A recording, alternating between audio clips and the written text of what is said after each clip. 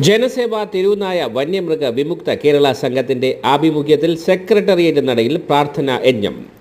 കേന്ദ്ര സംസ്ഥാന സർക്കാരുകൾ തെരുവുനായകളിൽ നിന്നും വന്യമൃഗങ്ങളിൽ നിന്നും ജനങ്ങളെ രക്ഷിക്കാൻ ആവശ്യമായ നിയമനിർമ്മാണം നടത്തണമെന്നാവശ്യപ്പെട്ട് സെക്രട്ടേറിയറ്റ് നടയിൽ പ്രാർത്ഥനാ യജ്ഞം സംഘടിപ്പിക്കുന്നു.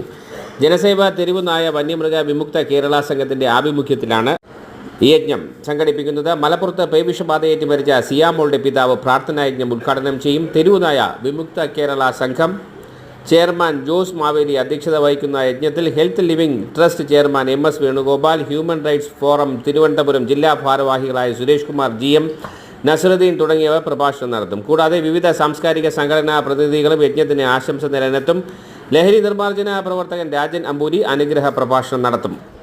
പ്രാർത്ഥനാ യജ്ഞത്തിൽ പങ്കെടുക്കുന്ന BPL വിഭാഗത്തിൽപ്പെട്ട തെരുവുനായ വന്യമൃഗ ആക്രമണത്തിൽ ഇരയായവർക്ക് 1000 രൂപ വീതം യാത്രാ ചിലവിലേക്ക് നൽകുന്നതായിരിക്കും. ബന്ധപ്പെട്ട രേഖകൾ ഹാജരാക്കുന്നവർക്കായിരിക്കും